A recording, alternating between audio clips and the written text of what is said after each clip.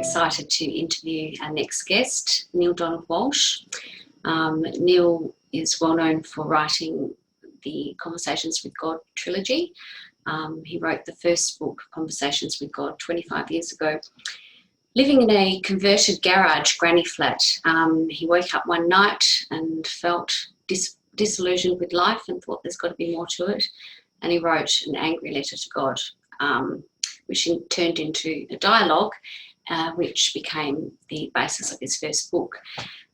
This book sold over 1 million copies within a year and stayed on the New York Times best-selling book list for 137 weeks, which was quite a phenomenal thing to happen for a non-fiction book. Neale has since become a great spiritual mentor and contributing a lot to people around the world. And now I look forward to introducing you to Neale. Is the 25th anniversary of the publication of Conversations with God, book 1. And so it's 25 years ago that the book was published. The experience I was having was around 26 years ago, about a year before the actual publication, when I found myself living on the street. And I was a street person for 2 weeks short of 1 year. So 50 weeks I was outside, walking the streets, sleeping on the ground, with nowhere to live, no roof over my head, no income of any kind, except what I could panhandle. To be frank, to be honest, what I could just beg from people off the street. And some days that wasn't very much. Some days I wasn't too lucky. Other days maybe I managed to get a few coins, and once in a while even a little bit of paper money. But it was enough to obviously get me through, enough to buy me some food at the local fast food place, or I wouldn't be here today. So I did manage to get by, but it was not a very easy time of my life. And the reason I wound up on the street is that I had a car accident in which I broke my neck. A man turned in front of me, an elderly gentleman. I thought he was elderly then. I'm now elderly. But this was 30 years ago, 25 years ago. And anyway, he turned in front of me. He made a mistake, and he admitted it was his mistake. The police report showed that it was his mistake, but the insurance company just didn't want to settle with me for years. And so they took their good-natured time to negotiate with me, I'm sure hoping that I would settle for something less and something less and something less, because I suffered a broken neck in the car accident. So I had a pretty serious injury which stopped me from working. It didn't just put me in the hospital, but it took me out of work. That is, I couldn't do any manual labor of any kind. I was walking around with a Philadelphia collar, which is a therapeutic device that holds up your neck. That holds up your head when your neck won't do it. So I was, dealing with that particular physical condition. Ultimately, while I'm waiting for the insurance company to negotiate with me, I wound up running out of all my savings, running out of all the money I had, and I was out of a job, and I wound up with no other choice. I couldn't stay. My landlord asked me to leave, and so because I couldn't pay the rent, and so I wound up living on the sidewalk in a homeless park. Actually, it was a little park about 2 miles from where I am now, and I lived there for almost a year, 2 weeks. But here the story gets interesting because I finally managed to get a little part-time job, interestingly enough, at a local radio station. I'd spent some years in broadcasting when I was a younger man. And one of the local little radio stations lost an announcer, and I saw a little ad in the paper. I was reading the ads every day to see if there was anything I could do that didn't require me to strain myself too much, because I still had this therapeutic device on my collar. But radio didn't seem to, it was easy to do, and I went to the station. I got the job, actually. And so then I wound up finally, after 2 weeks less than a year, back in the world of work. I found a little home to live in, a little grandma apartment that somebody had behind their regular house. They had converted their garage into a little place for someone to live. And so I wound up living there. And that's when I realized what a vacuous experience life really was. I thought to myself, my gosh, I'm back in the rat race. And no matter who wins, you're still a rat. Is this all there really is to life? I mean, really, is this really the beginning and the end of my life? Get up, go to work, come home, maybe watch a little TV. If I'm lucky, find someone to partner with me in my life. If I'm not lucky, live alone. And, put maybe a few pennies in the bank if I can afford it. And that's it. I get maybe 2 weeks off in a year. And since I just started my job, probably only get 1 week off in the next year. And this is what my life is going to be. And I wasn't a young man. I should tell you, Kate, that I was if this had happened when I was 25 or even 35 or even 45, I could have thought, well, okay, I'll get through this. But I was, in my late 40s, coming on up to my 50th birthday. And I thought, this is no time for me to be walking the streets, asking for pennies, holding my hand out, begging people for whatever they might be able to spare. And, but that's my story. And so I finally woke up one night after I had gotten my little job and started living in my little house. And I realized I can't go on like this. This is, I was on the street for a year so I could get to this. This is the best I can do at 50 years old. So I woke up one night and I threw the covers back. I was furious. I came out to my living room, listen to me. It was a one-room place, actually. I came out to my living area where the couch was, and I sat on the couch and I found a yellow legal pad that I had there for making out my grocery list, and I wrote an angry letter to God. What does it take to make life work? What have I done to deserve a life of such continuing struggle? Somebody tell me the rules. I'll play. I promise I'll play. Just tell me the rules. And after you give me the rules, don't change them. Because I also experienced that the rules of life were changing right and left every day of my life. So I wrote this angry letter to God, and I'm scribbling on my yellow legal pad. If I don't get some answers, I'm out of here. It's 4:30 in the morning. I remember the moment vividly, of course. And I heard a voice over my right shoulder. The voice was as clear and as plain to me as your voice is to me now. And it was a nondescript kind of a voice. I couldn't really describe it, but it was there. And it was, what the voice said simply was, Neale, you really want answers to all of these questions? Or are you just venting? And I remember thinking, of course I looked around, there's nobody there, naturally. And I thought to myself, oh, great. Not only is my life falling apart, now I'm going crazy. Now I'm hearing voices. But I remember, nevertheless, answering the voice that I heard. I sat there and I said, yes, I'm venting.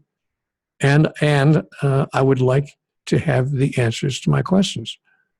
I'm really tired of living in this place of not knowing what's going on. And I'm 50 years old. I'm half a century on the planet.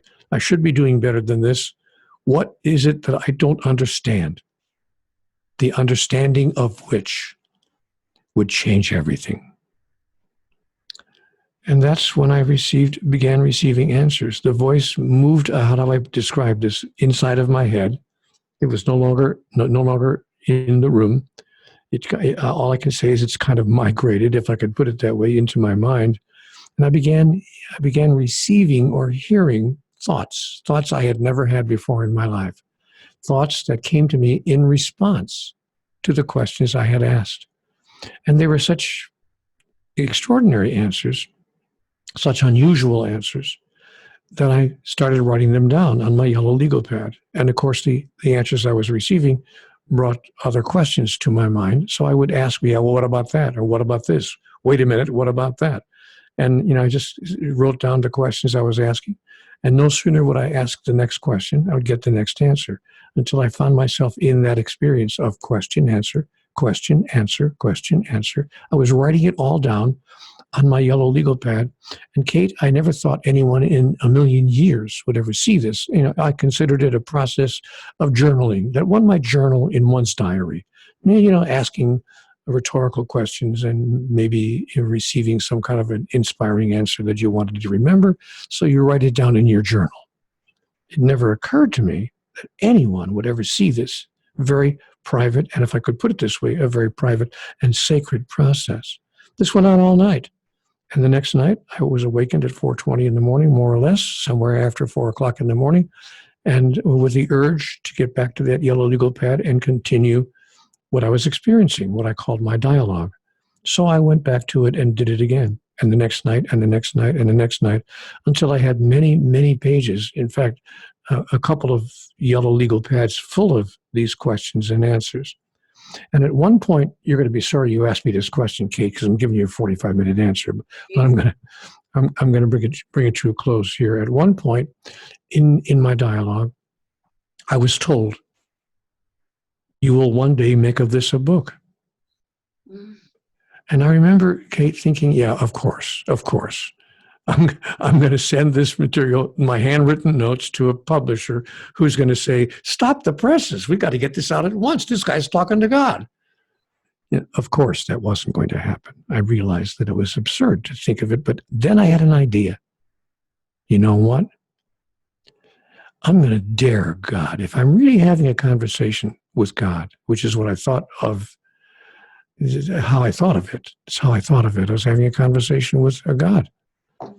But if it's really a conversation with some higher authority, then what I'm being told here will occur. This is a great test, because everything else was conceptual in nature, theoretical stuff. But here was a statement of fact. You will make of this one day a book. And I thought, well, we'll see about that. I decided I'll test God. I'll actually have it typewritten, my handwritten notes. I'll send it to a publisher and see what happens. So I did. I sent it to 5 small publishers. I went to a local bookstore to see who was publishing those kinds of, books, metaphysical or spiritual books. I sent my manuscript to a few of 4 or 5 of those publishers, and one of them, by golly, a publishing company called Hampton Roads, actually called me about 3 weeks later and said, "We love this manuscript. We want to publish it." I said, "You're kidding me. There's not a chance in the world. I never thought this could happen. Are you kidding me?" He said, No. The man who owned the company said, No, we find it interesting. It's interesting literature, and we're going to put it out. We'd just like you to change the title. People are going to be really turned off if it's called Conversations with God. I said, you know what? Then don't publish it, because that's how I experienced it. And I'm not going to fall back or try to step away from the title that I've given it, because that's exactly how I experienced it. I believe that I've been having a conversation with God.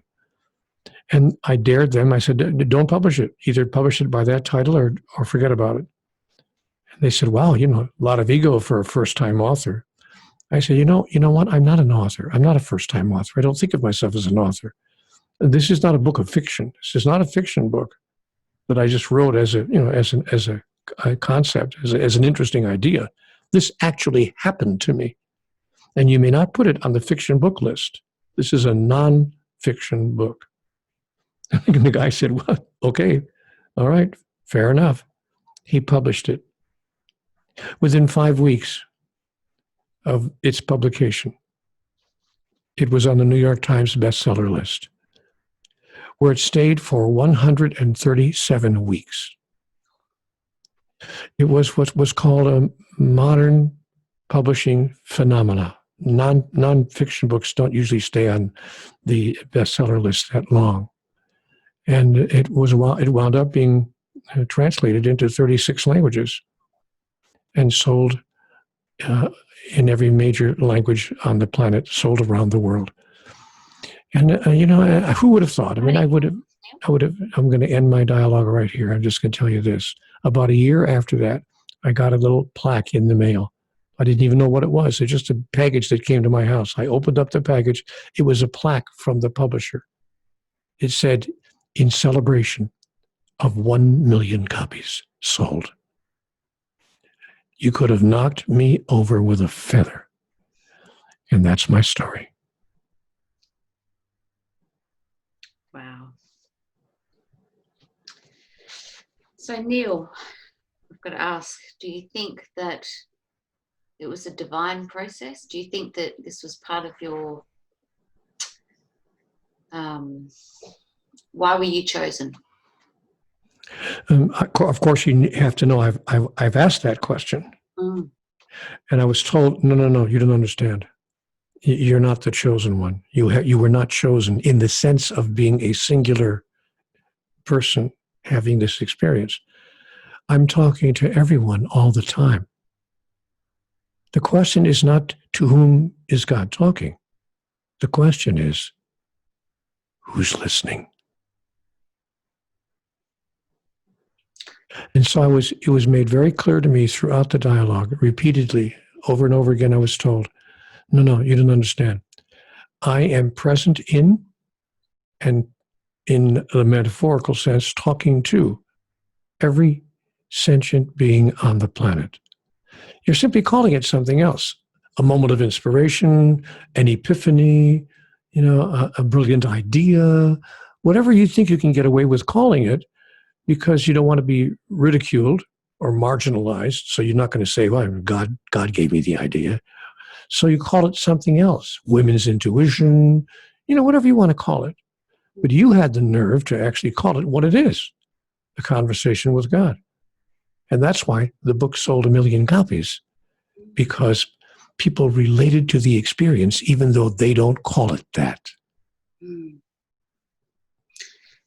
So is it possible, do you think, for other people to be able to access that dialogue in the way that you did? It's just what I just said. Everyone is having a conversation with God all the time. So, of course, it's possible for them to access it, and they are accessing it. I'm sorry, maybe I wasn't clear. I thought I just said that they are accessing it, but they're calling it something else. They're calling it, wow, you can't believe the brilliant idea I just had in the shower stall. Mm-hmm. Or you can't believe the epiphany I woke up with. The person wakes up and they go, oh, my God, I had this incredible dream. It's all there. I now understand. Or a person takes a walk in the woods, and they come back from the woods, and they say, whoa. Now I understand things I never understood before. People not only can access it, they're doing it on a regular basis. They're simply calling it something else. Women's intuition, or whatever words make it possible for you to accept that from somewhere or another, you received an insight that has impacted, and in some cases, changed your life. Now, can a person do it? I think your question might be more, if you'll forgive me for putting it this way, your question might be more accurately framed. Can a person do it intentionally, on purpose, on demand, when they want to?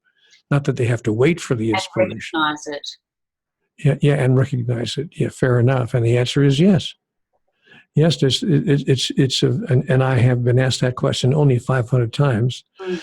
So I actually wound up developing a tiny little process that I've made available to people who ask me the question always whenever I give a lecture or make an appearance anywhere. I'm asked the exact same question. How can I do this? Mm. You say that everyone's doing it. How can I do it intentionally?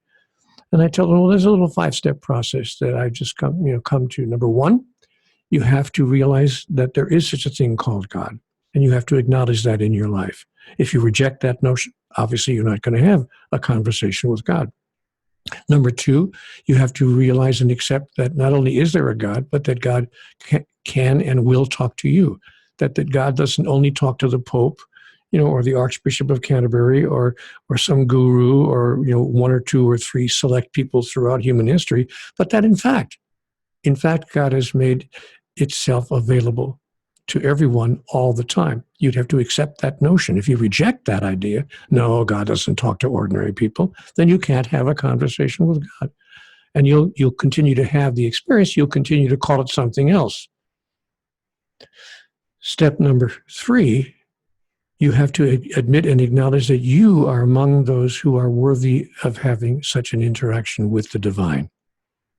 That not only is God talking to everyone all the time, that does not exclude you, but that you are in fact receiving those kinds of conversations, those kinds of messages, if I could use the word, all the time. And in step number 4, you would have to decide that you're going to make time and space in your life available to have such an experience, and to do it deliberately by simply requesting it, by simply asking God, can we have a talk? Can we talk? I laugh about this because, when my wife says we have to talk, I know I'm in trouble. So Kate, you're supposed to laugh at that. I am. I'm just trying not to interrupt the recording. Say to God, can we talk? And God says, of course. What's on your mind? And so, and then. Do you do this now still?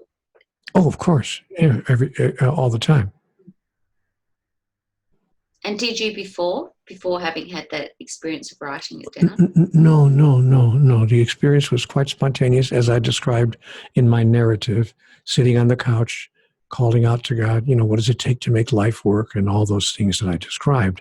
So I never did it in any kind of organized or premeditated way before, but I have done it since, because I've learned that God is not only available to all of us all the time, but in fact lives within us all the time, that there's no separation between us and what we call the divine, that we are as a wave on the ocean. The wave of the ocean is not separate from the ocean in any way. It certainly isn't the ocean. If it could talk, it would never describe itself as the ocean. It wouldn't say, I'm the ocean. But it might very well say, I am a wave on the ocean, and I am not different from the ocean except as to size. I'm made up of everything that the ocean is. I'm an expression of the ocean, arising from the ocean. And when my expression is complete, I will recede back into the ocean. And so my relationship with the divine is precisely as a wave would be related to the ocean. I am a wave on the ocean of God, if you please. So not only is God talking to us all the time, we are each an individuation of the divine. That's my understanding, that's my awareness, and that's my experience. How has, having had your first experience of writing a book, and then I can just imagine it's evolved since then, how's that changed the way you think about life and yourself? Well, I understand now who I really am. It's changed my life in 3 ways. Number 1, I've become clear as to my identity.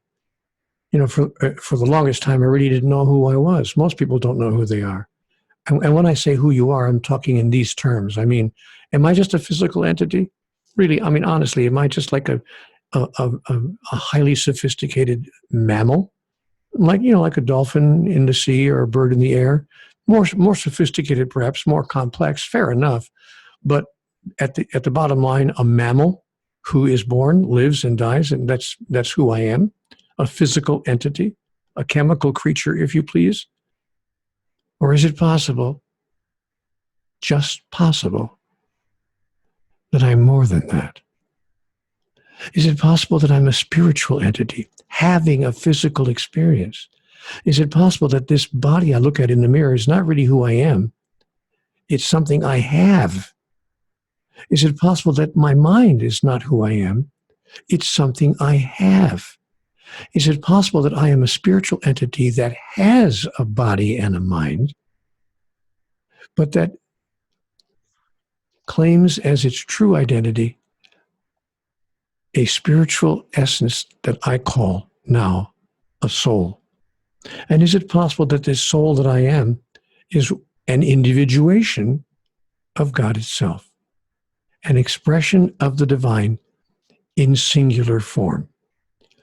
Is that possible? And I asked myself that question, and my answer came back, yes. Not only is it possible, it's really a very lovely description of exactly who you are. So the first thing that changed was my understanding of who I am. The second thing that changed in my life was my awareness of what I'm doing here. That is, why am I on earth? If I really am a spiritual entity, why would I choose of all places to come to earth and live this life? What would be the point of that? And everything changed with regard to my understanding of that as well. I used to think, that I grew up with the litany that I was given by my culture, my society, and even my family. You know, get the girl, get the car, get the job, get the house. You know, get the kids, get the better job, get the better car, get the better house, get more kids. You know, get the retirement watch after you get the office in the corner with the windows, or maybe the building with your name on the door. And then ultimately you get the retirement watch, get the sickness, get the cruise tickets, become really ill, and get the hell out. I mean, basically, that was the formula that I lived by. And I was observing everybody around me was living by essentially the same formula. That's what they were doing here. And so but when I had my conversation with God, I got very clear. Oh, I see. There's more going on here than meets the eye. I see. It's not about get the girl, get the car, get the job, get the house, get the kids. That's not what it's about. I mean, I may do those things, but that's not what life is about. And if I do whatever it is I do, get the job, get the kids, get the car, whatever I do, if I do whatever I do as a demonstration of why I'm really here as a spiritual being, suddenly the quality of my experience and the wonder of my expression will exceed anything I could ever possibly have imagined. And that's the third change that's occurred in my life. Because my life has exceeded every idea I could possibly have imagined about how wonderful life could be. And I don't mean necessarily even wonderful because, you know, I have a nice income, thank you very much, or a lovely wife, thank you very much, or children that I adore, thank you very much. I don't mean that. Those are lovely things, of course. But I mean that my life in terms of fulfillment, my sense of, oh, I get it. This wasn't a simple exercise. Get the girl, get the car, get the job, get the house, get the office in the corner with the windows, get the name on the door. I mean, there's more going on here after all. Or as wonderful William Shakespeare put it so eloquently, there are more things in heaven and earth, Horatio, that are dreamt of in your philosophy. Neale, what do you believe is the essence that you received from your experience with conversations with God? What do you think is the crux of it? Wisdom and clarity. Wisdom and clarity. A deep understanding of who I am, why I'm here, who everyone else is, the purpose of life at the highest level, not the simple objectives that I've described now 8 times. Get the girl, get the guy, get the car, get the job. But that in fact, the essence of what I've received is a deep, abiding awareness. Oh, I see. I see. Thank you very much. There is, in fact, much I did not understand, the understanding of which changed everything. There is, in fact, more going on than meets the eye. I am, in fact, a spiritual entity who always was, is now, and always will be, on a journey of the soul that has little to do with my physical life, except in the sense that I'm using my physical life, as we all are, as a means by which I can express and experience my true identity. Now, it's interesting, Kate, I would say this. By the way, I have not had any college degree. I never went to past 12th grade in high school. So I'm not what you'd call a highly educated man.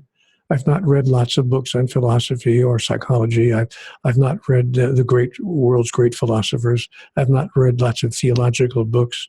The point I want to make by telling you that is that, you know, I don't, these ideas I'm sharing with you have not come to me from other sources that one might read if one was an avid reader or stumbled across if one, you know, was looking for that kind of answer, those kinds of answers.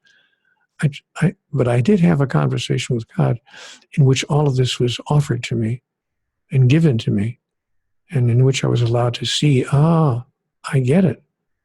There's much I didn't understand, the understanding of which would change everything in anyone's life. And if more people came to these kinds of awarenesses, the world itself would change overnight, which is why I've allowed myself to write 37 books. Because I'm walking around with what I think, like if you won a $5 million lottery, would you share a few pennies with people who had less? And of course you would. We all would. And so that's why I've allowed myself to write a string of books that I hope will benefit those who might pick one up and read it. And judging from the mail that I receive and the responses I get on my Facebook page and the returns that I get in audiences that I address, apparently people are benefiting from these messages, which have not come from me, but have come from that source within all of us that I call the divine. Neale, do you believe that we all have an individual purpose here? There's something we're meant to do on an individual basis as far as vocation or something? No, not in the sense that most people mean that question. That is, God is not a career counselor. God does not say, oh, you're going to play first base for the New York Yankees, and Jim, you're going to be a plumber in Dayton, Ohio. Mary, you're going to be a nun in Philadelphia. Robert, you're going to be the conductor of the Philharmonic Orchestra in Warsaw. And let me see, what kind of occupation can I offer each of you? No, that is not my understanding. We do, however, all share an identical agenda. In my understanding, the agenda of the soul is to use our physical experience on the earth as a means of expressing and experiencing our true identity in greater and greater ways, if you please, at greater and higher and levels, in a process that we would call loosely evolution. So if I could put it in a single word, I would say evolution is the agenda of the soul, the agenda that has been placed before every sentient being, not only here on Earth, but elsewhere in the cosmos. And of course, there are sentient entities elsewhere in the cosmos that can't be reasonably argued. And so we notice that we all share the same agenda to evolve and become greater and greater versions of the originating source, of the essential essence. But no, it's not my understanding that that God gives us each an assigned purpose. However, God gives us the ability to, and the desire, and the talents and the gifts to move forward our evolutionary agenda in a way which brings us great joy and probably the most powerful opportunity to advance that agenda. So somebody might in fact play first chair violin for the Warsaw Philharmonic Orchestra, or be the conductor of that orchestra, in fact.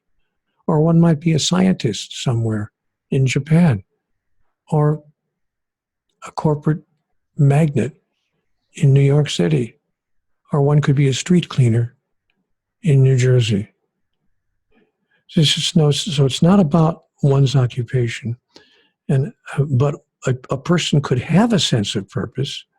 A person could find themselves imbued with a sense of purpose, because I think that is not the purpose that God has given us, but the mind, if I could speak metaphorically here, the mind and the soul working together to say, what would be the most joyous, the most exciting, the most creative, the most dynamic way for this individual, known as Kate or Neale or Jim or Tom or Harry?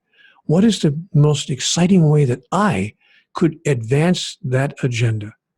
If I could do anything that would bring me the greatest pleasure in life, what would it be? And some people call that their purpose in life, whether you're Martin Luther King Jr. or, some famous scientist, whoever you might be. So somebody wrote a book, I think, called "Follow Your Bliss," and I would offer that advice, that suggestion to everyone. What brings you bliss will bring you the greatest opportunity to move forward in your evolutionary agenda.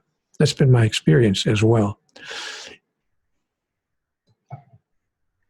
Neale, what are your thoughts or your messages you've received to do with relationships, do you think there are such things as a soulmate? Oh, yes, I do. I think that there are soulmates at various kinds, if I could put it that way. Soulmates, soul partners, soul companions, soul friends. So I think that we tend to. Let me share with you what I was told in conversations with God. I don't get into this often because people say, "Wow, this guy's really way out. He's really way out there." But nevertheless, this is what I was told. The process in which we live, the environment in which we live, the mechanics of it are widely misunderstood. It's not a case of one soul, one person per soul. I'm told that souls are larger than we had imagined them to be, and that a particular soul may, if I could put it this way, contain or enclose more than one human expression, more than one human being. Therefore, it's possible for two people to share the same soul. Those would be soulmates. And we know when we've met our soul, and you may have more than one soul. It's possible for a soul to contain or to embrace more than two souls, maybe 4 or 5 or 8 or 10 souls. So I'm told that souls are much larger. Souls are energetic configurations, if you please, that express themselves in physical form more than once, often, perhaps, in what we would call a lifetime, and often across what we would call many lifetimes. And when we have met our soulmate, our soul partner, we know it. We know it. There's no mistaking it. How we respond to it, what we can do about it is another series of questions on which novels have been written and movies have been made. But whether we know it or not is unmistakable. You walk into a room someplace, never with no plan in mind, and you see somebody across the room. As they say in the popular song, across a crowded room. And there is that person. There is that soulmate. There's that person who shares that physical presentation. There's that physical manifestation that shares the same soul that you share. And it's unmistakable. You might wind up being lifelong friends. You might, in fact, wind up being life partners. But you will never forget the moment you met that person. Mm. Is your wife a soulmate? Do you believe? There's no question about it. We are very clear that we have done this before. We have had this experience before. That's often part of the experience of meeting your soulmate, is that while you can't put your finger on it, you can't pin it down to a time and place, it absolutely feels as if you've known each other before. There was a wonderful song written about this. I'm going to bore you. I'm going to tell you the lyrics of the song. I'm not boring me at all, Neale. Go for it. Well, it's a song from the Broadway show Babes in Arms, which was a Broadway show, I think, back in the late 40s or early 50s. But I never forgot the lyrics of the song because they touched me so deeply. Here are the lyrics of that song. It seems we've stood and talked like this before. We looked at each other in the same way then, but I can't remember where or when. The clothes you're wearing are the clothes you wore. The smile you were smiling then, but I can't remember where or when. Some things that happened for the first time seem to be happening again. And so it seems that we have met before, and lived before, and laughed before, and loved before. But who knows where or when? Anybody who's over 40 or 50 years old has heard that song on the radio.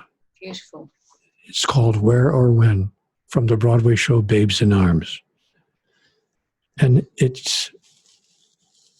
and people have been singing about this and writing poetry about this and telling stories about this from time immemorial. There was a song called Some Enchanted Evening. Very famous song. Some enchanted evening, you'll across a crowded room. You'll fly to his side and you'll be with him forever. So the lyrics of Some Enchanted Evening are pointing to exactly the same experience. This is not nothing new. And when I tell people about this, they say, yeah, nothing new. All of us have experienced it at least once in our life. And when you've encountered that person. My wife and I are very, very clear about that. And, we knew each other a week when we decided to be married. Wow. We were just, had been introduced. We spent a little time together. And at one point we were driving down the road. I think it was 5 or 6 days after we met, after we became close. She looked at me across the car and said, "You know what? I think we should be married." And I looked at her and I said, "You don't want to say that to me twice." She said, "No, I mean it. I really mean it. I just feel like I'm so one with you." I reached out my hand, kept my left hand on the steering wheel, took my right hand off the wheel and held it out to her. And I shook her hand. I said, "Done." And 2 days later, we went to Las Vegas and got married. How long after I'm assuming this was after you wrote your first book, Conversation Yes. with God. Yes, she read my first book as a young woman, as a child. Oh. She's 30 years younger than I am. Wow, how interesting. So she read my book as an adolescent, or not a child, but as an adolescent. I guess she was 15 or 16 when she first read my book, never dreaming that 25 years later she'd be marrying the author. Neale, your idea on coincidences and even relating with soulmates, do you believe that there are coincidences leading up to or around the time or connected with meeting a soulmate, or coincidences, serendipity, synchronicity generally in life? And are we supposed to take notice of them? Yeah, I agree with my friend James. I can't think of his name. Isn't that terrible? He who wrote a book on that very topic. And so, yes, I agree that there are what we would call coincidences.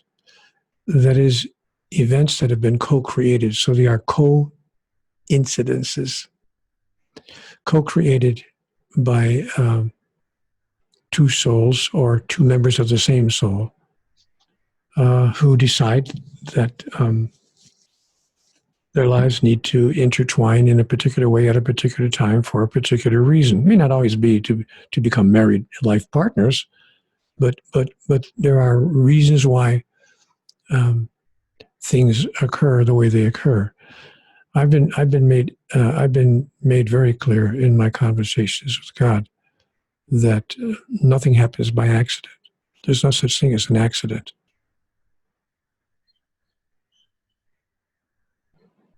Everything occurs for a reason, known to the souls that have co-created the event itself, including this interview we're now having. Wonderful.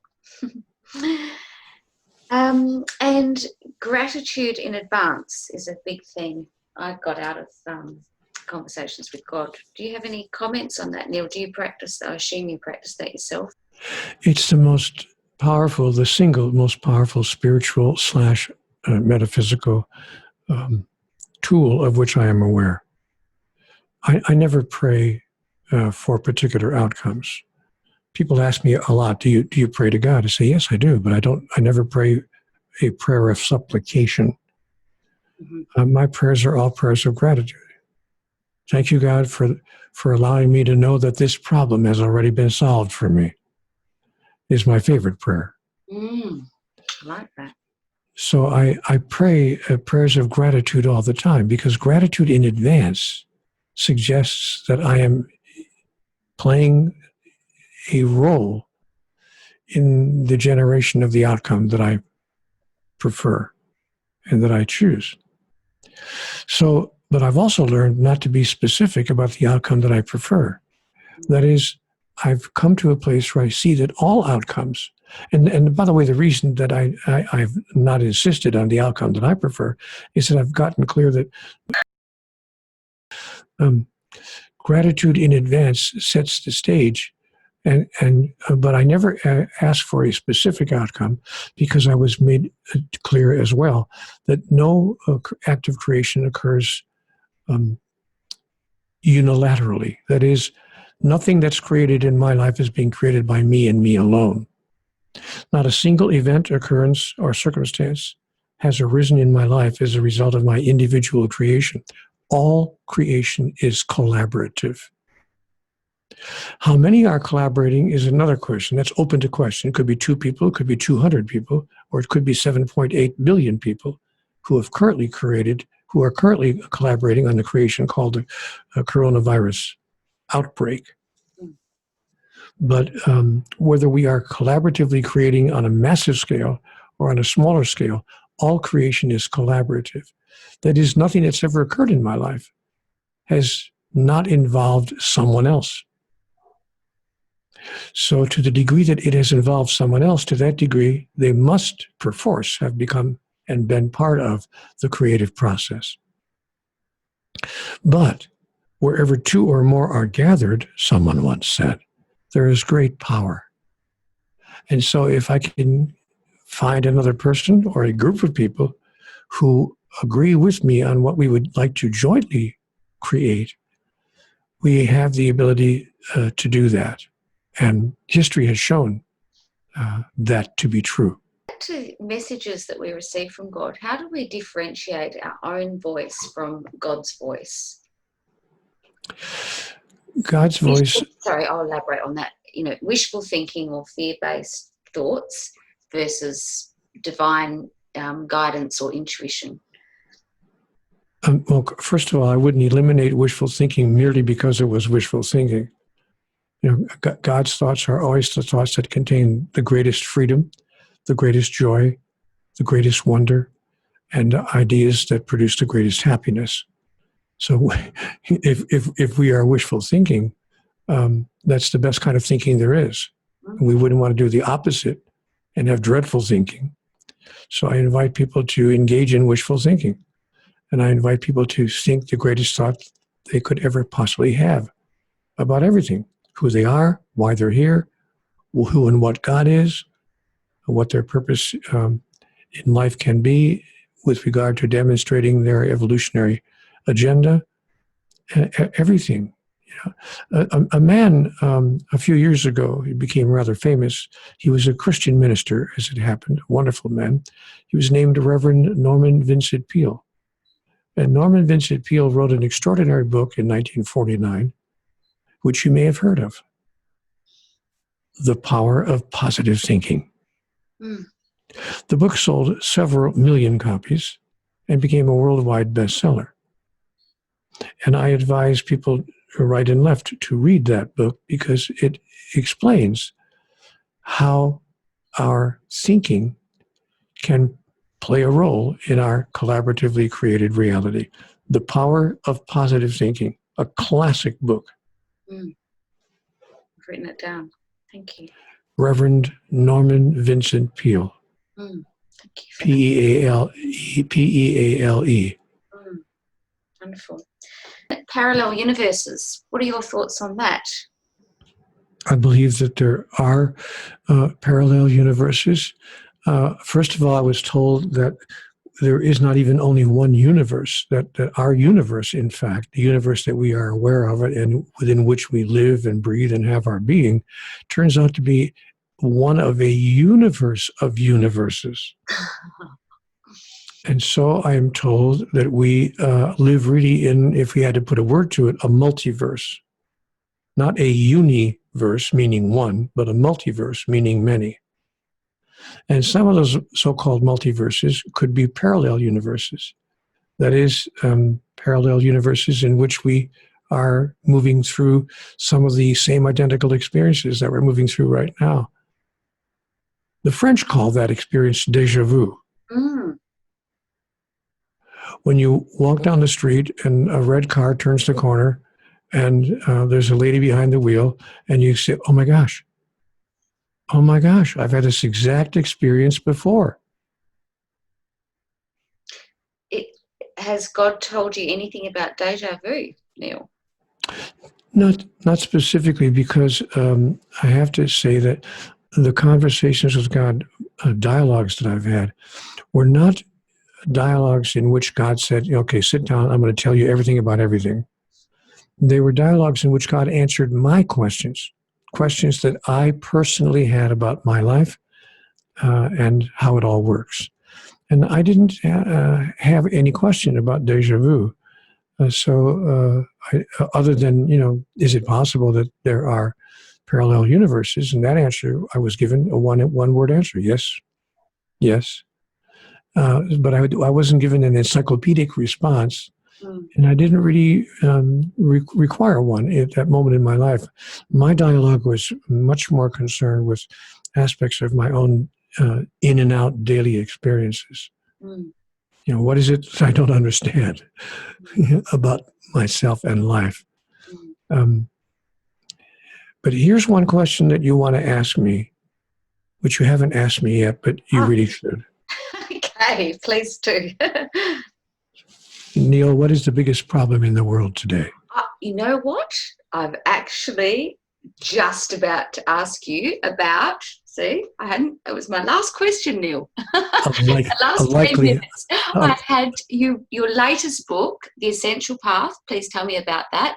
And another question associated with that: what is the biggest problem in the world today? So there you go. The biggest problem funny you should ask. The biggest problem in the world today, as I observe it, is that most people don't know what the biggest problem in the world today is. They see the fallout, they see the outcome of the biggest problem, but they don't know what's causing the problem. It's rather like getting in your car and turning the key and the car won't start. You have a problem. My car won't start, but you don't know why. Unless you know exactly how it operates under the hood, you don't know why. So we are, as a society, as a civilization, in that position. As an allegory, I would say, we don't know why that we have the problem that we have. But I can tell you what the outcome is. The fallout is very easy to describe. I can describe the fallout in one word: alienation. We are more alienated as a civilization in this year of my life than I've ever seen in my 76 years on the planet. I've never seen anything like it. Religions alienated from other religions, people of conservative political persuasion alienated from those who are more liberal, people who are belong to one nationality are alienated from those who belong to another nationality. Every kind of dividing line we can create, we have used to, in fact, divide us up and stop us from experiencing the truth of our being, which is, of course, that we are all one. So we find ourselves in a most interesting situation. And I invite people to ask ourselves a question. How is it possible for 7.5 billion people to all say they want the same thing and be unable to get it? How's that possible? Now, wait a minute. We claim to be an evolved, or at least an evolving species. But if we are an evolving species, how is it possible for 7.5 billion of us to all say we want the same thing: health, happiness, peace, security, opportunity, love, joy, all the things we all yearn for? How can over 7.5 billion of us want the same thing and be unable to get it, be unable to produce it in any lasting way? Even after trying, if you don't mind my saying so, for thousands of years. This isn't something we've undertaken a couple of months ago, or a couple of years ago, or a couple of decades ago, or even a couple of centuries ago. How about a couple of millennia ago? And we still can't get to a place where we can live our lives on this planet without 653 children dying of starvation every hour. What kind of a civilization allows that or finds itself impotent to do anything about it? How is it possible that 1.5 billion of us will go our entire lives without one drop of pure water? I mean, not one drop of clean water. And so we suffer dysentery and every other kind of digestive disease and biological disease that we could encounter because we can't get a glass of clean water. And the rest of us can't get it to them. We can't get it to them. We can go to the moon, thank you very much, but we can't get clean water to 1.5 billion people. 2.5 billion people on this planet, you're going to find this hard to believe, still don't have indoor plumbing. 2.5 billion of us, that's a quarter of humanity, more than a quarter of humanity, is still relieving itself outside. Now you might say, well, Neale, these are just inconveniences. I mean, you know, this is how people lived for centuries. I mean, it's not a big deal. You're making a big deal out of it. Really? Really? Is this the best we can do to create a civilization in which 653 children die every hour because we can't get enough bread to them? While 8 people hold or control more wealth and resources than 1/2 of the population of the earth combined? Is it possible there's something we don't fully understand here? The understanding of which would change everything? I think so.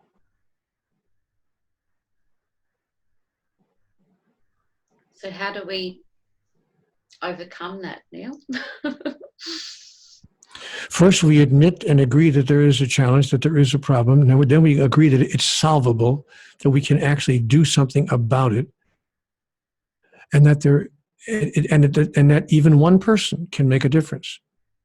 You know, every great solution has ever been placed on this planet started with one person. Somebody stood up and said, wait a minute. I mean, excuse me, this can't be the best we can do. And then we decide that we're going to act as a highly evolved species would act, as an awakened species would act. Conversations with God give us 16 differences between an awakened species and those of us who are living in an unawakened state.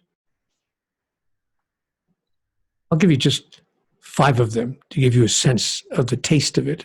And you can find the rest of the list online or in the book. But here are 5 differences. Sorry, 5 Neale, 16 you said. 16 differences between an awakened species and humans who are living in an unawakened state. Love to hear.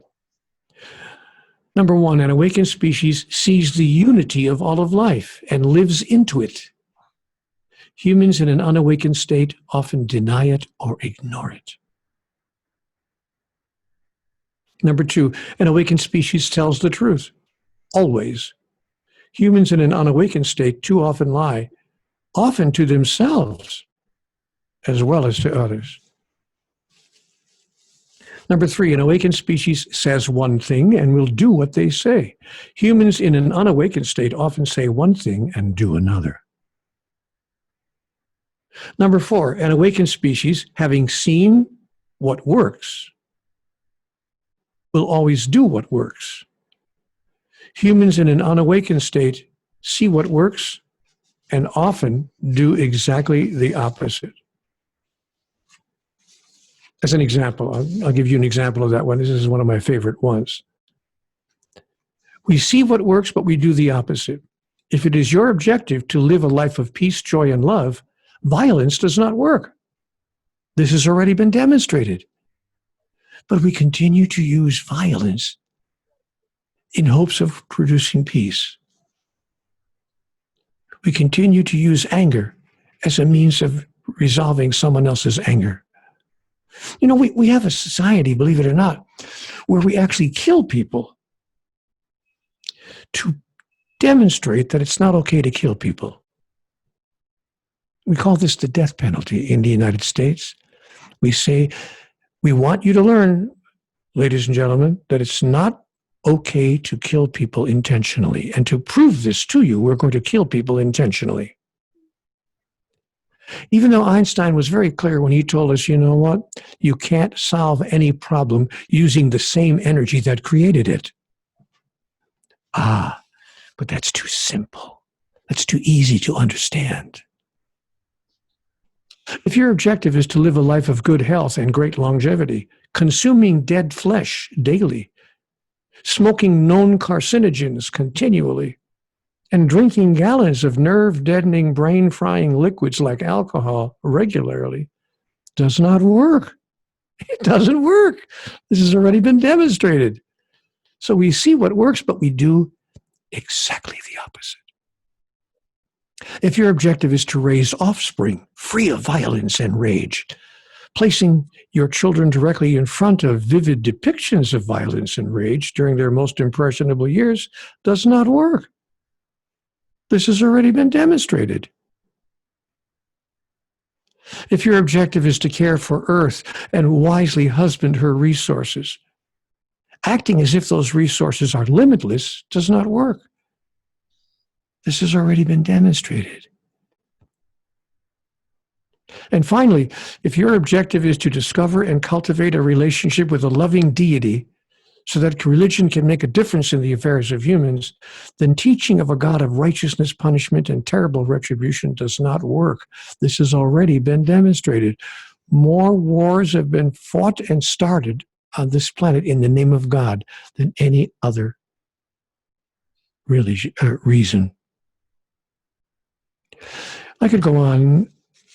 These things are obvious to anybody who looks at the human experience. The list of 16 differences is available online and also in the book Conversations with God, Book 4, which is subtitled Awaken the Species. Your thoughts on mental problems, depression, anxiety, and addiction?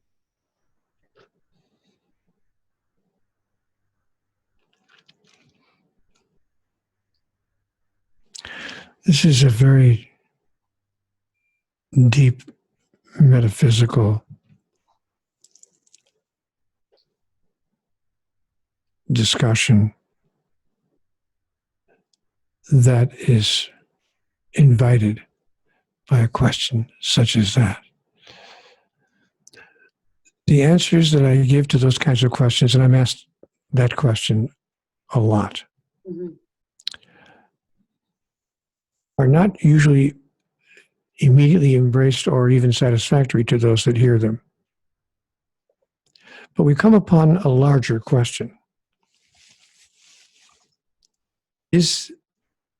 Let me ask you some questions in return, just for the sake of discussion. Do you believe in God?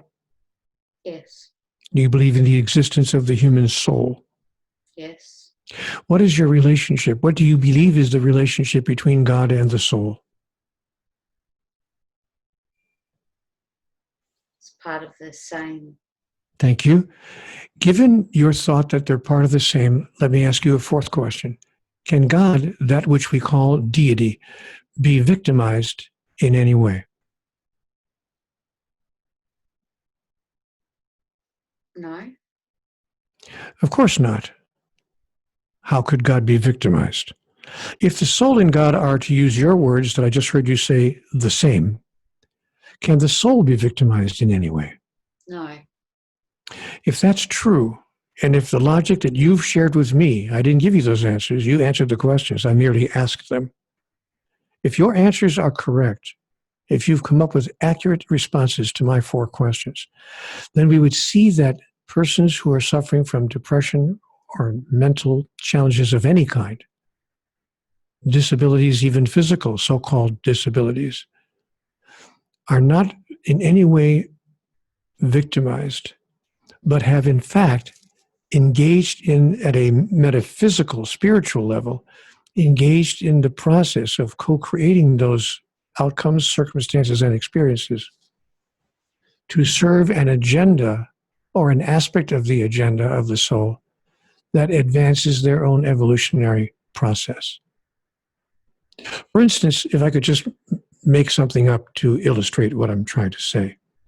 Supposing that it was part of one's evolutionary process to become, ultimately, one who helped others through their process of deep depression, anxiety, or other sorts of mental challenges. Would it serve that soul to move through what I would loosely call a training period in which they would allow themselves in a particular lifetime to experience exactly what they choose to heal in a future lifetime? I just made that example up to allow us to notice that, metaphorically speaking, such a thing could be possible. That if we understand that the soul cannot be victimized in any way, then what is occurring in the life of the soul, as it demonstrated in its body and mind, cannot be an accident. It cannot be a coincidence, and it cannot be the result of the soul's victimization, because the soul can't be victimized. So therefore, there must be a reason that at the soul level, the experiences you've described are manifesting in their physical reality. We can't know that soul reason. I can't know it, and you can't know it. But the soul can know it. And our opportunity then is to do what we can to use the tools that are available to us to assist the soul in having, at the body and mind level, the most beneficial and least painful experience of that evolutionary process. I know a person who's close to me who frequently has psychotic episodes, who won't even leave his house.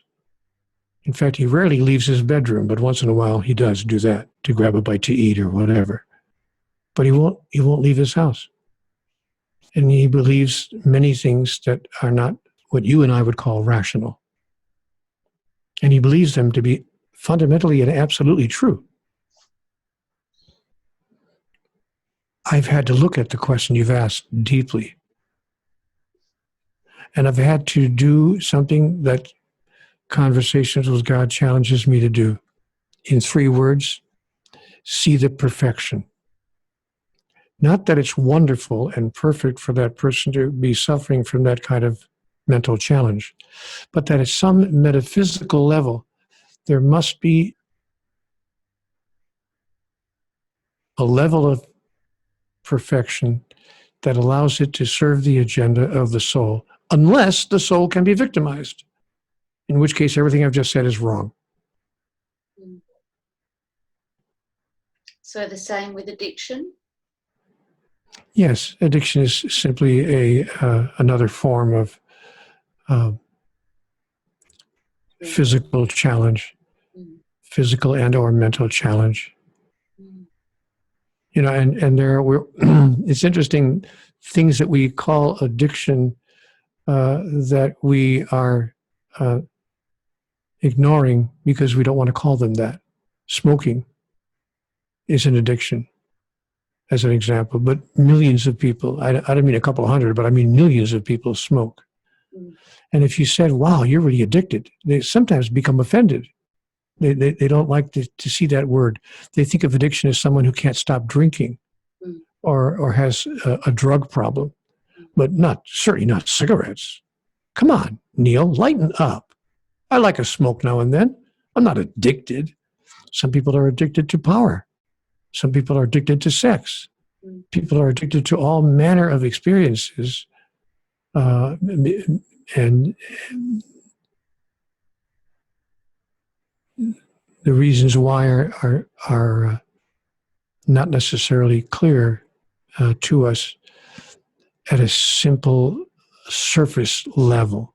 Usually the reasons are much, much deeper than the surface answer that one could give. Is it a childhood experience that threw somebody into that kind of a behavior? You know, What are the wounds that create the behaviors in our adult years? I have an abandonment issue. I'm not, it's an amazing thing because my parents didn't abandon me. I wasn't left, to live by myself. My parents didn't get divorced or leave me alone. But something or another created an abandonment issue in my life. And anyone who knows me knows I have an abandonment issue. The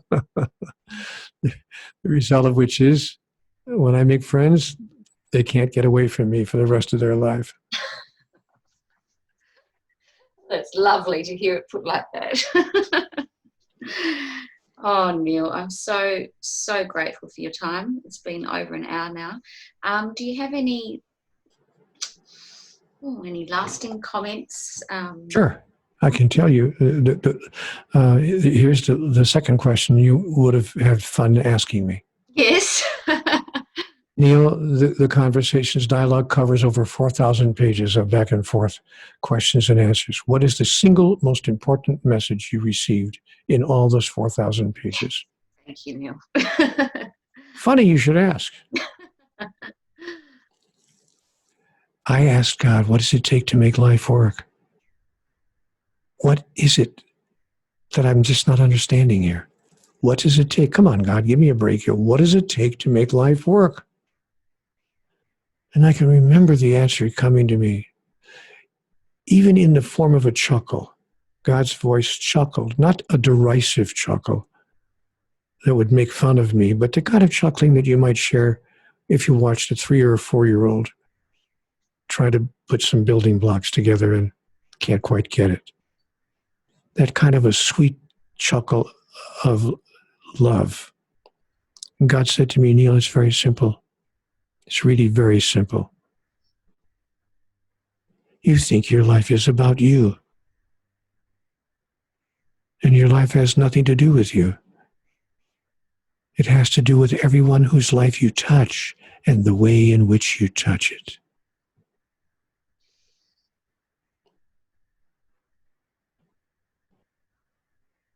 And nothing more was said. It was left right there. I remember vividly, excuse me, I remember vividly when I was given that answer.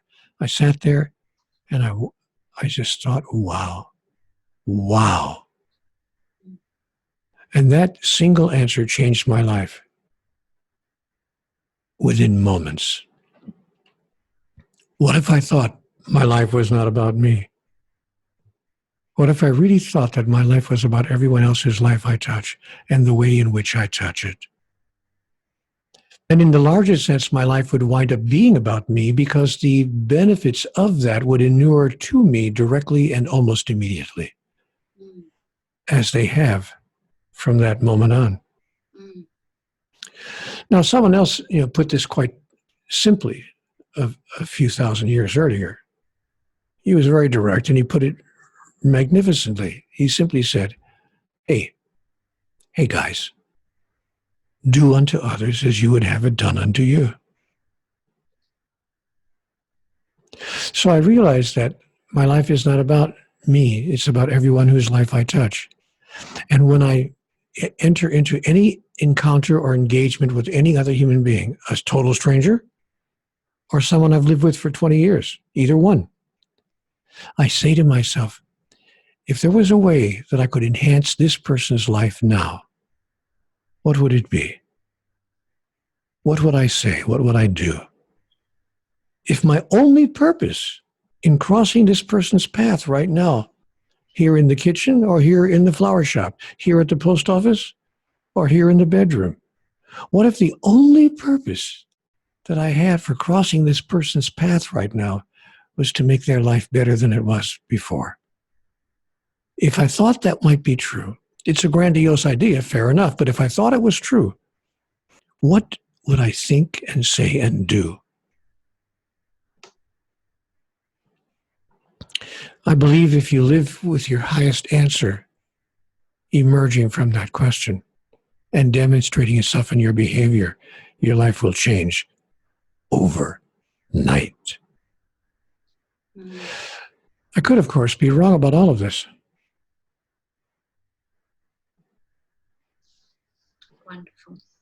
Beautiful. Oh, thank you, Neale. We've gone over time, but did you want to talk about the essential path? No. No.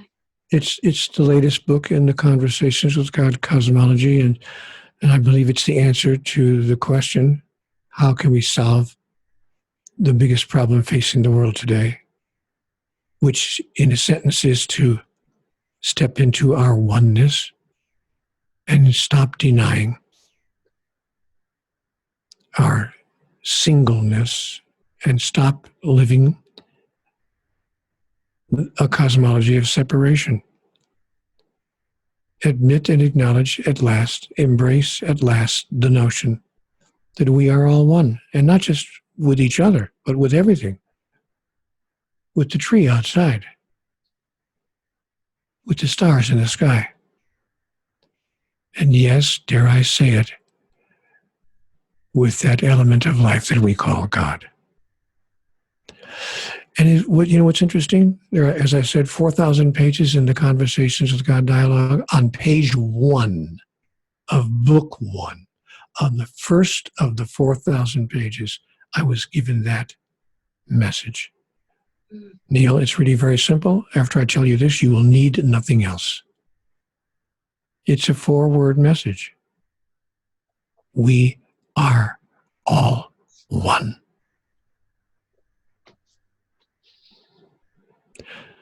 There is only one thing, and all things are part of the one thing there is. It's as simple as that. And if we decided that it was true, we would never, ever create a society, a civilization that allowed 653 children to die of starvation every hour. We simply would not tolerate that obscenity, much less declare that we can't do anything about it.